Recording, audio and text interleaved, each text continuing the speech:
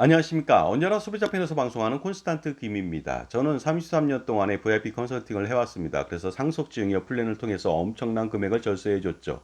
그런데 상속증여 플랜을 아무리 잘한다 하더라도 아버지 때에서 아들한테 넘어가는데 도움을 줄 수는 있지만 아들이 다시 또 손자한테 넘어가는데 도움을 줄 수는 없거든요. 그러다 보니까 바로 컨설팅의 정수, 그 다음에 절세 컨설팅의 정수, 100년간의 약속, 콘스탄트 김의 NGP 플랜을 바로 그 뭐라고 할까 일원화시켜서 실행시키고 있습니다. 그러다 보니까 할아버지, 아버지, 손자녀 3대에 걸쳐서 100년 동안에 그 어떤 가름지구를 횡행하는 그런 극악무도한 정권이 들어서더라도 100년 동안에 충분히 안정적으로 세금 무산하고 그 투자화선을 지켜줄 수 있다고 말씀을 드렸습니다. 그런데 2024년도 세법 개정안 중에서 NGP 플랜과 관련돼서 약간의 악재가 생겼습니다. 그런데 그 악재, 대형 악재일까요? 아니면 그냥 넘어가도 될까요? 여기에 대해서 좀 알아보도록 하겠습니다. 만약에 대형 악재라면 NGP 플랜이 심각하게 훼손될 수가 있습니다. 하지만 결론적으로 말씀드리겠습니다. 대형 악재 아니고요.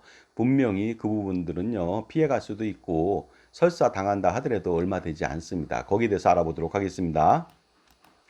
자, 뭐니 해도 제가 그 계속적으로 시행하고 있습니다만 콘스탄트 김의 NGP 플랜은요 최고의 솔루션이라고 자부할 수 있습니다. 100년 동안 누가 세금무산을 지켜줄 수가 있겠습니까? 누가 세금무산을 펼쳐드려서 제공해드릴 수가 있겠습니까?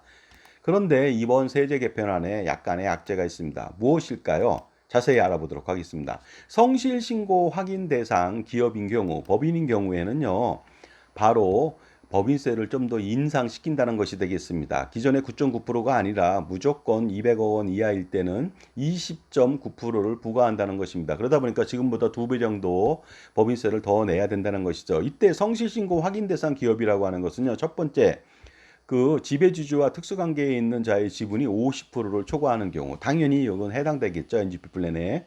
그 다음에 부동산 임대업을 주로 하는 사업이나 아니면 부동산 임대업이 아닌 경우에도 부동산 임대 수입하고 이자 소득, 배당 소득의 그런 수입액이 50% 이상인 경우의 기업. 이것도 마찬가지로 예를 들어서 이자 배당만 받는다면 여기 해당되겠죠. 물론 투자를 한다. 부동산에 투자한다. 아니면 주식에 투자한다. 이랬을 때는 여기에 해당되지 않습니다. 그리고 세 번째는 지배주주와 특수관계에 있는 친족을 제외한 전혀 다른 사람, 상시 종업원 근로자가 5명 이상인 경우, 그러니까 5명 미만인 경우에는 성실신고 대상자 기업이 되고요. 이상이 된다면 아니겠죠. 그러다 보니까요. NGP 플랜은 당연히 가족투자법인이니까 근로자가 5명 이하가 없죠. 그러니까 예를 들어서 일반적인 다른 사람들이 여기에 들어와서 근로할 수가 없는 것 같습니다. 그러니까 거기에 해당되고요. 그다음에 혹시라도 임대 및 그 임대 수입이라든가 이자 배당 소득이 50% 이상이 될 수도 있죠. 그럼 거기에 해당되고 또한 100%가 손자녀 그 지분이다 보니까 다 해당되죠. 그러다 보니까 어떻습니까? 이 세 가지를 다 충족해서 결과적으로 법인세율은요 19%, 그 주민 그 지방소득세 10% 포함해서 20.9%를 피할 수가 없습니다. 기존에는 2억 원 이하일 때만 9.9%였거든요. 2배 정도 부담해야 됩니다. 하지만 다소 법인세율이 인상됐지만 문제는 없는 것 같습니다. 왜냐하면요. 그 정도 가지고는요. 정말로 조족지혈이죠. NGP 플랜을 통해서 종합소득세 매년 건강보험료, 종신토록, 그다음에 증여세, 상속세를 감안하게 된다면요.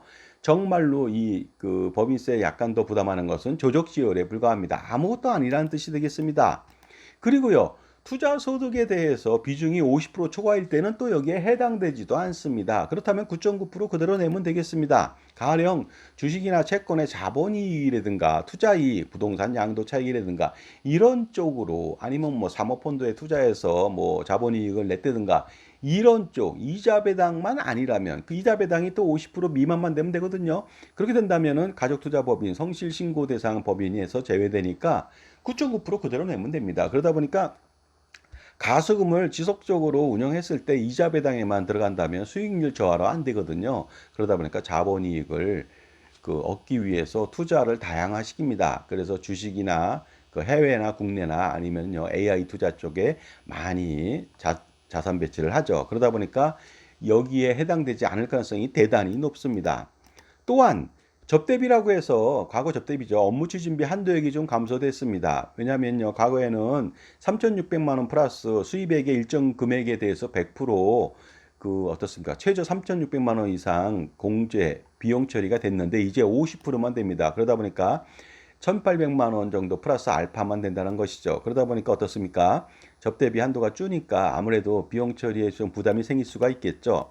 하지만 복리후생비 등을 고려한다면 충분히 이 부분은 상쇄시킬 수가 있습니다. 또한 일부 소득화시켜서 실질적으로 근로소득 상여금, 배당금, 기타 등등으로 가져가게 된다면 훨씬 더 효과적이라고 말씀드릴 수 있습니다. 그러니까 어느 정도의 근로소득을 받아가면서 그 다음에 접대비도 쓰고 복리후생비도 쓴다면 아무런 문제가 없다. 이런 말씀을 꼭 드리고 싶습니다.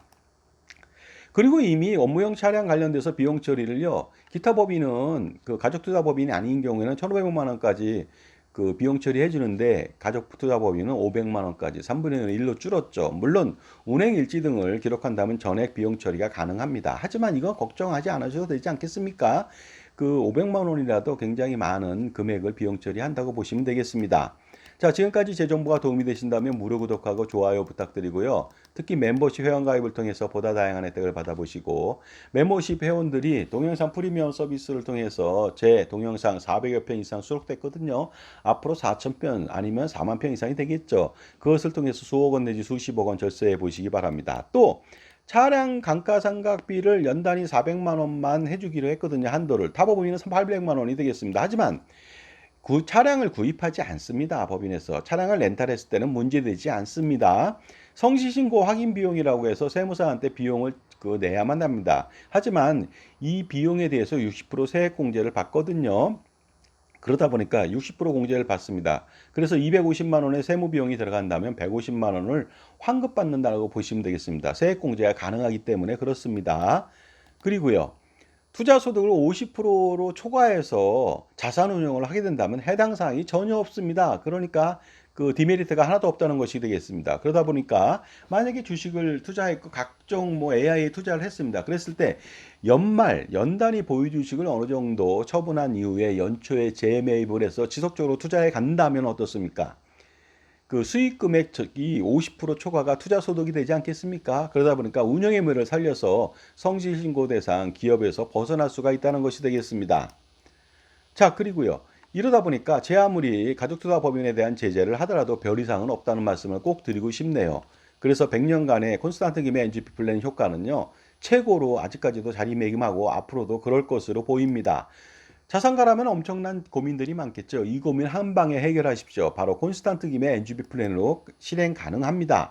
100년 동안에 할아버지, 아버지, 손자녀 3대에 걸쳐서 세금 우산 및 투자 우산 제공해드리고 그 기간 동안에 여러분들 자산이 100억, 200억이라면 100년 동안에 얼마의 절세와 투자 효과를 누리겠습니까? 정말로 엄청나지 않습니까? 수천억 내지 수조 원이 될 수가 있으니까 반드시 NGP 플랜 실행할 필요가 있는데 NGP 플랜 세미나에 한번 참석해 보시기 바랍니다. 2024년도 10월 4일 금요일 오후 2시, 2024년도 10월 5일 토요일 다음 날이죠. 오후 2시.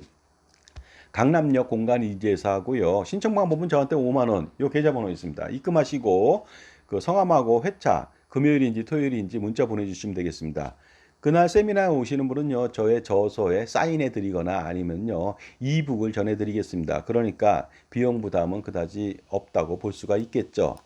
자, 그 강남역 5번 출구에 나와서 2, 3분 걸으면 되니까요. 강남역 주변이요. 승용차로 오면 굉장히 복잡합니다. 그러니까 어떻습니까? 지하철로 오셔갖고 2, 3분 정도 걸으시면 되겠습니다.